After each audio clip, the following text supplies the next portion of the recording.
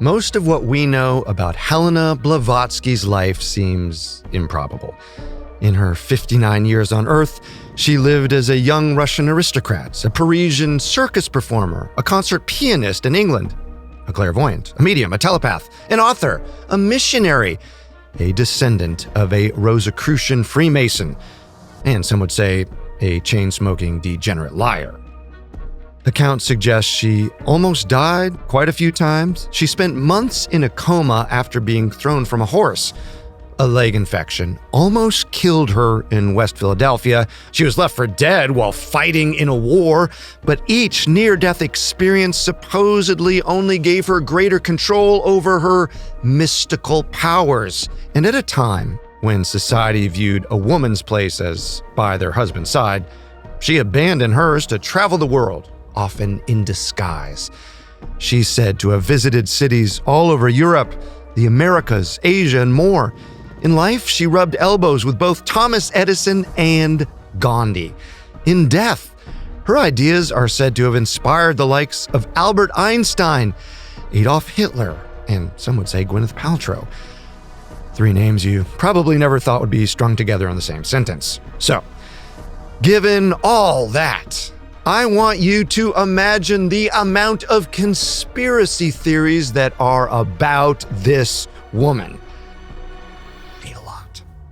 And that's what we're talking about today. Welcome to Conspiracy Theories, a Spotify podcast. I'm Carter Roy. You can find us here every Wednesday.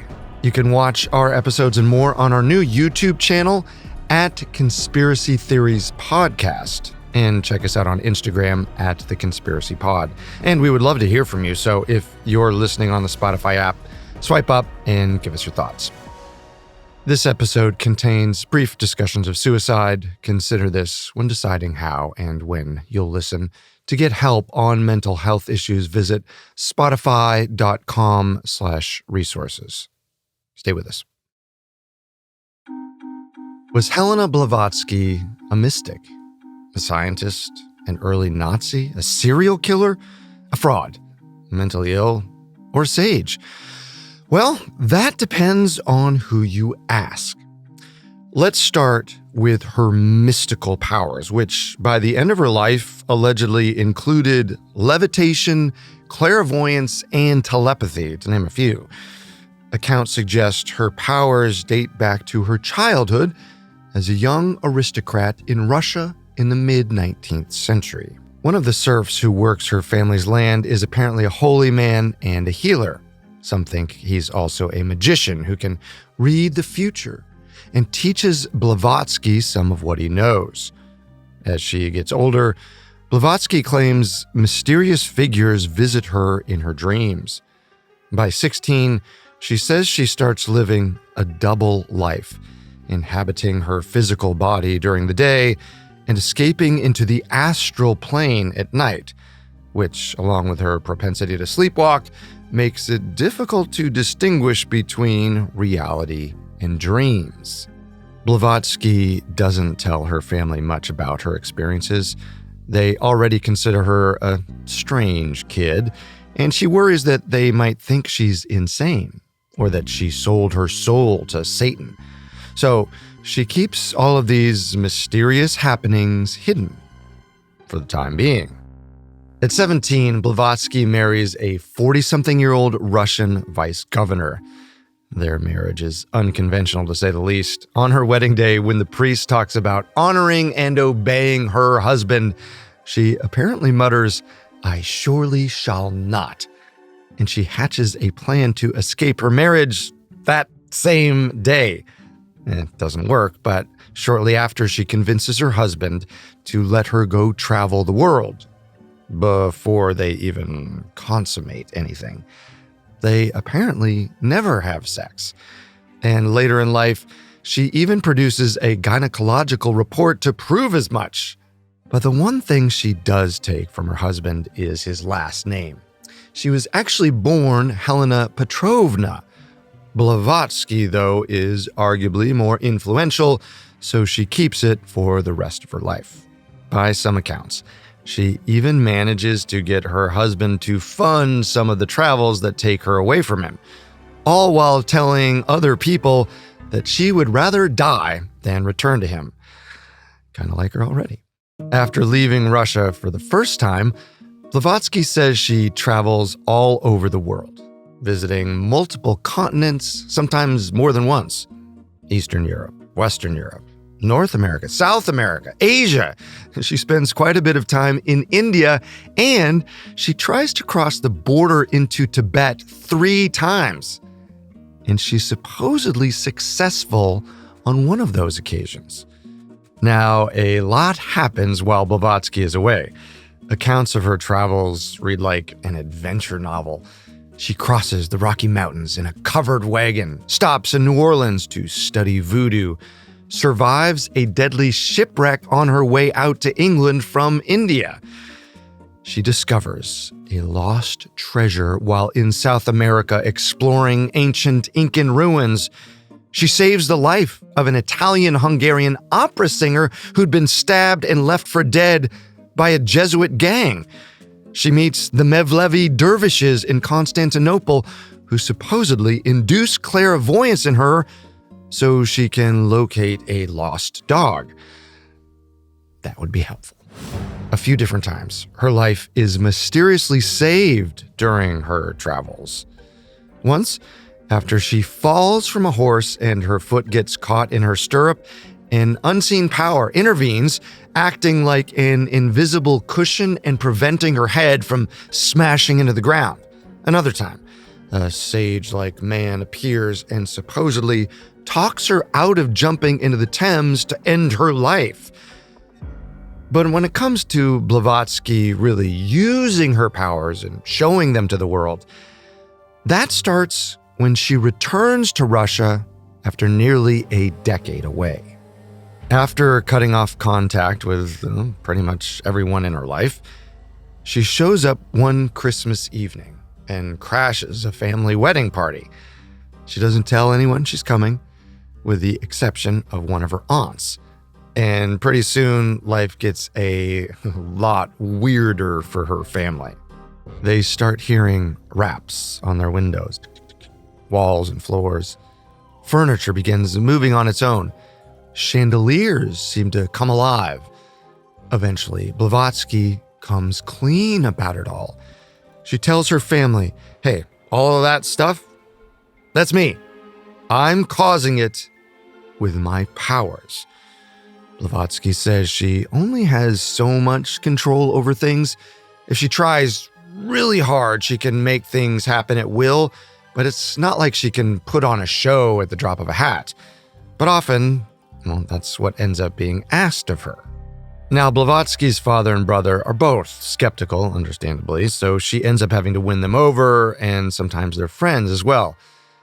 This one time, she uses her mind to make a small table, so heavy that her able-bodied brother can no longer lift it. Another time, she makes a piano with its cover closed play on its own.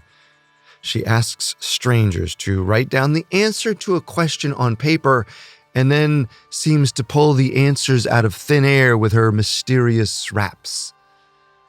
Before long, Blavatsky has a lot of people convinced of her abilities, including some influential figures in Russia. But her powers really come to life after she has some near-death experiences. The first involves an infected wound under her heart that causes convulsions. She enters a death-like trance for a few days before coming out the other side, more in tune with the universe. Then, in 1864, she gets thrown from another horse, fractures her spine, and enters a months-long coma. When she finally comes out of that, she claims to have even greater control over her powers. Something similar happens after she's supposedly wounded while fighting against the French and Papal armies on behalf of the Italian revolutionary Giuseppe Garibaldi. A sword almost severs her arm, and 2 musket balls embed themselves in her leg and shoulder. She's left for dead in a ditch. but ultimately survives, and once again, she gains even greater control over her powers. Her origin story is amazing. You can see it building up. By 1873, Blavatsky arrives in New York City, at a time when a new religious movement has really taken off in America, known as Spiritualism. Now, that's in large part due to three young phenoms known as the Fox sisters, who gained notoriety for their alleged ability to communicate with the dead. In New York, Blavatsky strikes up a friendship with author and journalist Henry Steele Olcott. They actually become roommates, sharing an apartment described as a bohemian paradise, complete with crystal balls, ornate knickknacks from China and Japan, and a stuffed baboon dressed in a dinner jacket. They host elaborate gatherings with high society figures, mostly those who have an interest in the occult. Sign me up, I want to be at those parties. And it's during this time that Blavatsky really makes a name for herself as a spiritual thinker. Her reputation for seemingly miraculous acts skyrockets. Her powers include levitation, clairvoyance, and telepathy. She says she reads people's thoughts that appear over their heads in images like wisps of smoke. She summons spirits at seances, makes items appear from thin air. Together with Olcott and others, Blavatsky founds the Theosophical Society, a group that describes itself as a universal human brotherhood, dedicated to investigating the unexplained laws of nature and the powers latent in man. The Theosophical Society sees factions pop up around the globe. It leads to a pseudo-religion called Theosophy, and at some point, scientific minds like Thomas Edison join the ranks, which may come as a surprise when you hear what they believe. But Thomas Edison is just the beginning of Blavatsky's influence.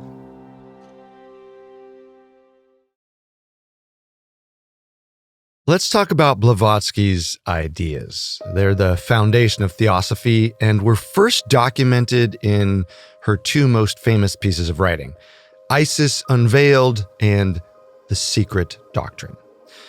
The gist is, there's a universal ancient wisdom that governs all of existence. The universe is a singular, boundless plane, sort of like a giant cosmic ocean. Everything is one, and everything has consciousness. When souls break off, they go through a cyclical process of evolution and reincarnation across multiple planes of reality.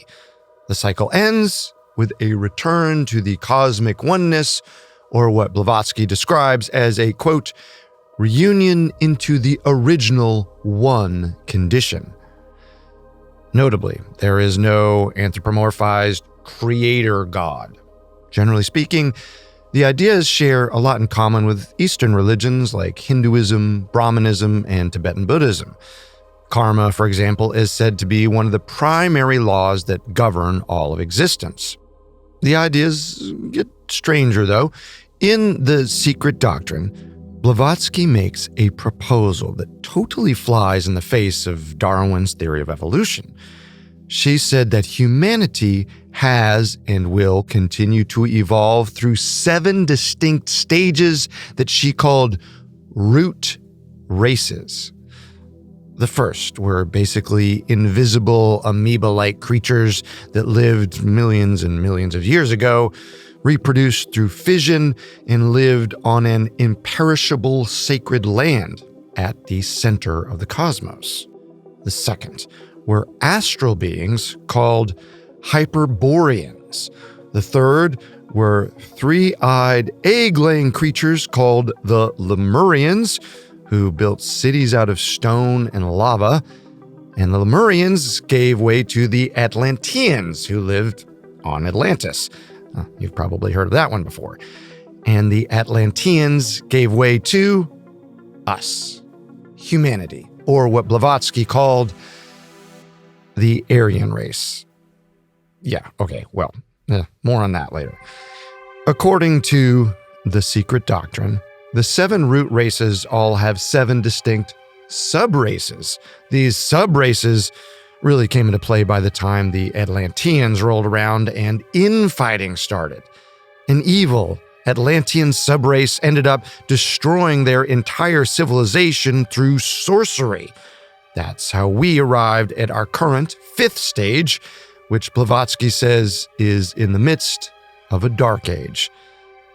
As for the 6th and 7th root races, well, those haven't happened yet. The transition into the 6th will happen when the ascended masters of our universe essentially partake in eugenics and selectively breed the best among us. The ascended masters are important to Theosophy. They're basically wise sages who act as the keepers of ancient esoteric knowledge, the secrets of our universe. And according to theology, these masters guide people like Blavatsky on their spiritual journey toward the truth, sometimes in a very literal way. For example, Blavatsky said that she met 2 of the masters in the flesh during her lifetime. She eventually learns that they're the mysterious figures who appeared to her in dreams, and also saved her life those times we already talked about. She also claimed that her writing and all of its ideas came directly from them. They were the authors. She was more or less just a vehicle. Oh, and importantly, the masters were said to live on Earth, in the country of Tibet. Now, as we mentioned earlier, Blavatsky said she spent time in Tibet. She was supposedly sent there on a mission handed to her by the masters. Okay, so that's the basic idea of Theosophy. After Blavatsky and Alcott formed the Theosophical Society in New York, they eventually moved to India, where they are quite successful in spreading Theosophy's beliefs. They even established the international headquarters there. At some point, then, Blavatsky's health declines and she travels back to Europe. There, she authors a bunch more texts, including The Secret Doctrine, and eventually settles down in London. That's where she spends her final years. It's also where, go figure, she ends up meeting Gandhi. Yeah, he's in London at the time to study law, but he ends up taking a serious interest in Theosophy. And through Theosophy's ideas, Blavatsky actually convinces Gandhi to get back in touch with his native religion, Hinduism. Remember, she had a real appreciation for Eastern religions. A few historians have even accused her of stealing their ideas, though it's possible she's just exploring them. But Gandhi doesn't seem to view things that way, that she stole them. He later cites Blavatsky as an important catalyst for his ideas. Some even draw a straight line from Theosophy's principles to Gandhi's famous quote, "There is no God higher than truth." And it is not just Gandhi. Blavatsky has been cited as the inspiration for some of the most notorious names of the 20th century. Most famously, Adolf Hitler. Yeah, that may not come as a surprise, given Blavatsky's thoughts on evolution, her use of the term Aryan race, and her allusion to a divine form of eugenics. Sounds very Hitlery. Blavatsky also pointedly criticized Judaism and its concept of a singular supreme God, along with many other organized religions. And her writing went on to influence the Tula Society in Germany, a precursor to the Nazi Party. The Tula Society then distorted her ideas before they were ultimately filtered through the lens of Hitler and the Nazi Party. So, how connected are the two? Well, there's been plenty of debate among historians over how much blame can be placed at Blavatsky's feet for Nazi ideology. In part because there's no real consensus around what she meant by Aryan race, whether it was more of a spiritual classification or a racial one. And the fact that it's difficult to reconcile all the problematic underpinnings of her writing with this other overarching belief she has that all humans are one interconnected soul, that there's a brotherhood of man. That's pretty much the opposite of Nazi ideology. I mean, what are we supposed to make of the fact that both Gandhi and Hitler were inspired by Blavatsky? Those are two people who exist at, I think we can agree, opposite ends of the same spectrum. And things get even more complicated and more conspiratorial when you introduce a third figure into the mix, the man whose name has become synonymous with genius, Albert Einstein. When you think of Einstein, you probably think of the equation E equals mc squared and the crazy hair. Now, that equation is a consequence of Einstein's theory of relativity. Okay, wish me luck as I try to explain what that is. And remember, after organic chemistry my sophomore year, I took a year off of college. Okay, so for most of human history, people generally thought of time as ticking along the same for everyone, and that space was basically just a big empty box we all moved around in. But Einstein suggested it's not that simple. Since the speed of light seems to be a constant no matter where it's measured in the universe, like an unbreakable cosmic law, everything else should be variable. Eventually, he came to the conclusion that time can stretch, space can shrink, and mass can get heavier. That's what Einstein labeled special relativity. Then there's what's known as general relativity, which relates to gravity. Okay, so before Einstein came along, gravity was mostly thought of as a mysterious force that, for reasons unknown, acted on objects, that pulled on them. But Einstein proposed that gravity wasn't so much a force as it was a reaction to space-time bending to objects' mass. Imagine a taut piece of fabric. That fabric is space-time. If you put a marble on it, it's going to create a dent. The size of that dent is how much gravity is created. If you put a giant boulder on that fabric, the dent is going to be a lot bigger. All right, if you're having a hard time following, what you really need to know is these two theories, general and special relativity, made Einstein really famous. And they've continued to make him famous because they've withstood the test of time. They've been proven correct over and over. But according to some theorists, he stole the idea from Helena Blavatsky. Did Helena Blavatsky invent the theory of relativity before Einstein? Okay, here's what we can say. Like Hitler and Gandhi, Einstein can apparently be counted among Blavatsky's admirers. He reportedly kept a copy of her most famous book, The Secret Doctrine, on his desk at all times. And so there's reason to believe he found her ideas compelling. By some pretty questionable accounts, he was even impressed by how well some of her ideas held up to his understanding of the laws of physics, which is a pretty good understanding, if you ask me. And as we've mentioned, Blavatsky did write a lot about the cosmos. She talked about the universe as a singular plane and the possibility of multiple dimensions. Could her work have maybe inspired some questions in Einstein while he was reading them? Possibly. Though it still seems like a stretch, given that he was more likely building off the work of prominent scientists who came before him, like Albert Michelson, Hendrik Lorentz, and Henri Poincaré. Any similarities between Blavatsky's esoteric musings and Einstein's scientific discoveries are most likely due to vague correlations made in retrospect, usually by some of her most ardent supporters.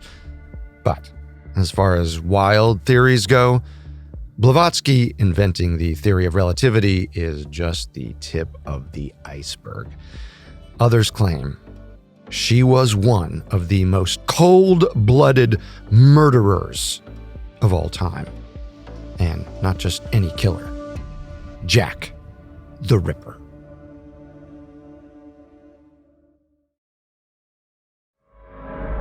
The theory that Helena Blavatsky might be the killer behind the famous Jack the Ripper murders was first proposed by another, and arguably even more controversial, figure in the occult world named Aleister Crowley.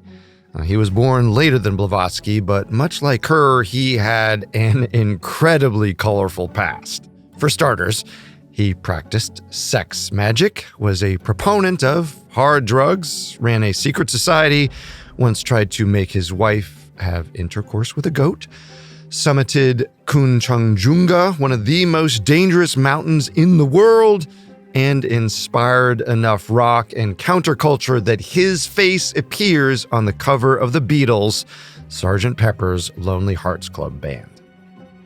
In his lifetime, Crowley claimed to know the identity of Jack the Ripper, and once threw out Blavatsky's name as a suspect. Now, whether he had any evidence to support that theory, no one really knows. Crowley, like Blavatsky, claimed to receive divine messages. His allegedly came from a being that called itself Aiwass and was, quote, a messenger from the forces ruling this earth at present. Maybe Aiwass told him about Blavatsky's murderous campaign? Or maybe he was just blowing smoke or joking around. Either would have been in character for him, but we can say that by Blavatsky's own travel accounts, she was in London from August to November 1888 during the Jack the Ripper murders. So, was she one of history's most notorious serial killers? Well, there are certainly more compelling suspects. Blavatsky wasn't in great health at the time, and she was busy writing The Secret Doctrine and establishing the Theosophy Lodge that Gandhi visited. But less flattering depictions of Blavatsky paint a very different picture of her than the philosophical mystic who charmed her way to the top. Some accounts suggest she was a cantankerous, blustery, foul-mouthed hedonist with a tobacco addiction and a short temper. So, stranger things have been proven true. The list of conspiracy theories related to Blavatsky is truly endless. Christians especially had a really hard time with her because she was one of the first people to reframe the fall of man myth from the book of Genesis. She argued that when Satan offered Eve the apple from the tree of knowledge in the Garden of Eden, he freed mankind from ignorance and ushered in the age of free will and enlightenment. Satan, in her eyes, was more or less a hero.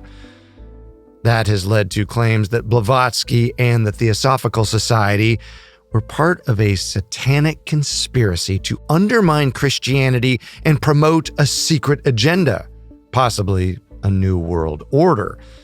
Some tie bizarre theories about nefarious lizard people to Blavatsky's depiction of an Atlantean subrace she described as basically dragon men from a lost continent. Then there are the more historical rumors that she might have been gay or that she may have secretly had a child out of wedlock. But easily the most popular theory about Blavatsky is that she was a total fraud. Let's revisit her travels. Now, some scholars believe she made almost everything up. That's why her accounts seem so fanciful. And admittedly, when I first heard about these different continents, treasure hunting, shipwrecks, wars, I found myself thinking, is that possible? And also, my God, it sounds amazing. I hope it is true. But Blavatsky's harshest critics accuse her of spending all those years that she claimed to be out traveling the vast world and soaking up ancient wisdoms, wandering around European capitals, living a destitute and sin-filled life. That's mostly because there is not a whole lot of evidence to support her accounts of that period of her life. To buy in, you mostly need to take her at her word. There's no one to corroborate her most far-fetched stories, like how she fought in a war or almost jumped off a bridge in London. There are no known witnesses that can place her at the Incan ruins in South America or visiting the indigenous people of Canada. But Blavatsky's stories aren't without some proof.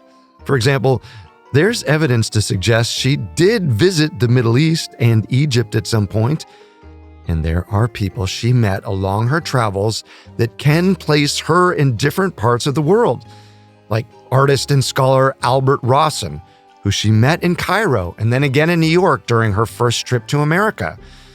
Rawson later wrote an account that corroborated Blavatsky's version of events. Then there's well-known spiritualist Victor McCall, who she met in Paris, and the Italian-Hungarian opera singer Agardie Metrovic, whose life she saved in Constantinople. Those two became close enough friends over their travels that some believe they may have secretly gotten married at some point. And Blavatsky really did meet Gandhi. And that's the thing. Even some of the most unbelievable stories have elements that make you go, well, wait a minute. Could she have been telling the truth? Like how she almost died and was left for dead on a battlefield in Europe? I mean, she claimed 2 musket balls embedded themselves in her shoulder and leg, and that a sword almost cut off her arm.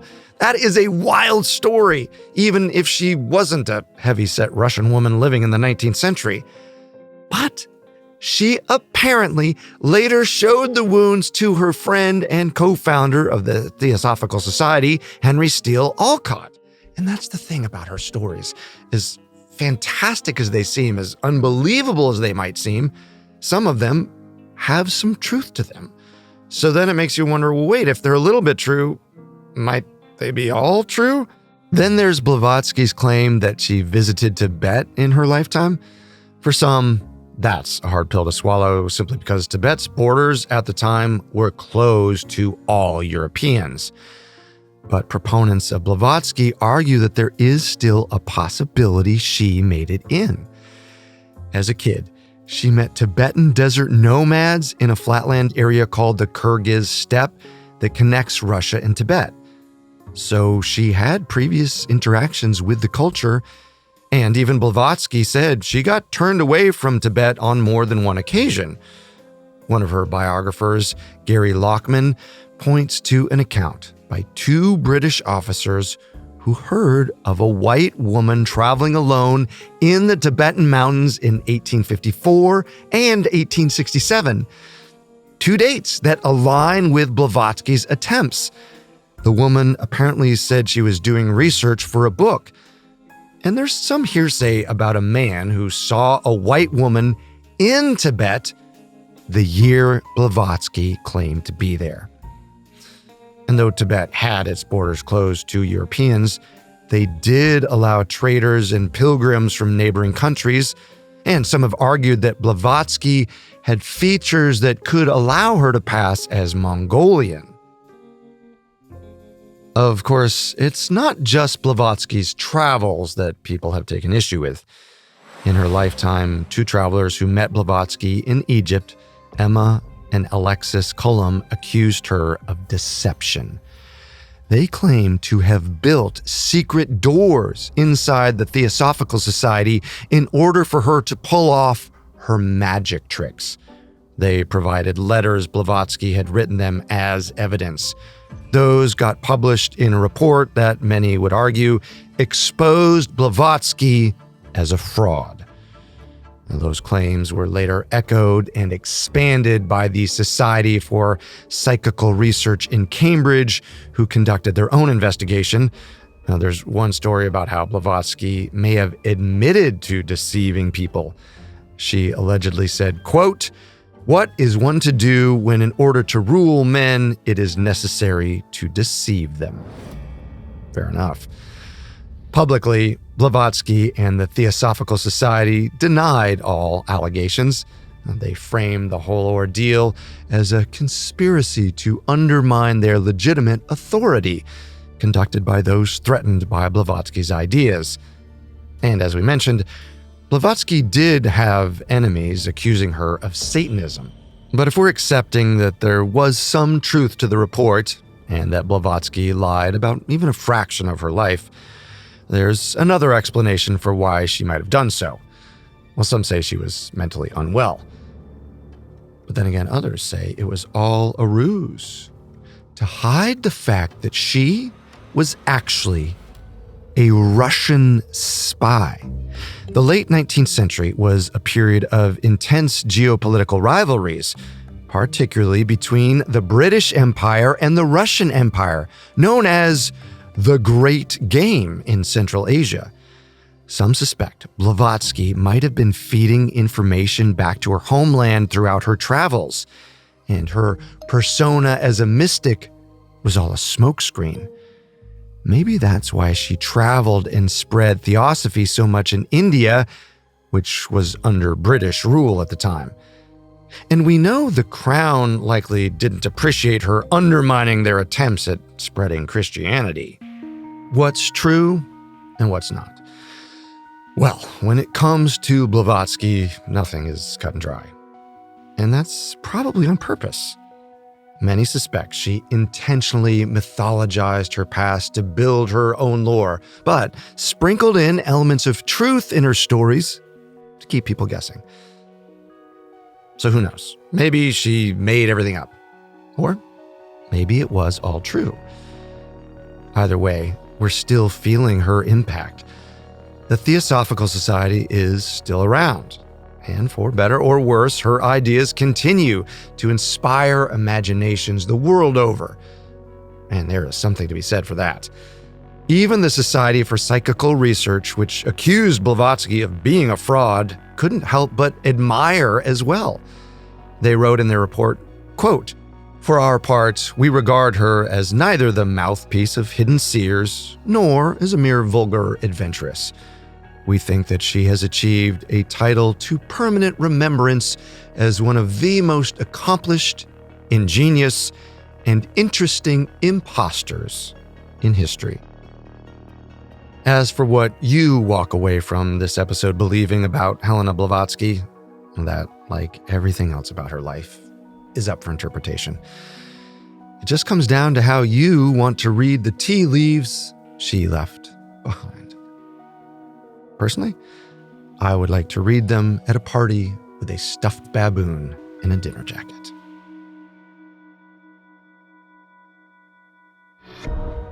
Thank you for watching Conspiracy Theories. We're here with a new episode every Wednesday. Be sure to check us out on Instagram at The Conspiracy Pod. And if you're watching on Spotify, swipe up and give us your thoughts. For more information on Helena Blavatsky, amongst the many sources we used, we found the book Madame Blavatsky, The Mother of Modern Spirituality by Gary Lockman, extremely helpful to our research. Until next time, remember, the truth isn't always the best story, and the official story isn't always the truth. This episode was written and researched by Connor Sampson, edited by Mickey Taylor, fact-checked by Sophie Kemp, engineered, video edited, and sound designed by Alex Button. Special thanks to Nick Johnson, Paige Ransberry, Andrew Byrne, and Jonathan Ratliff. I'm your host, Carter Roy.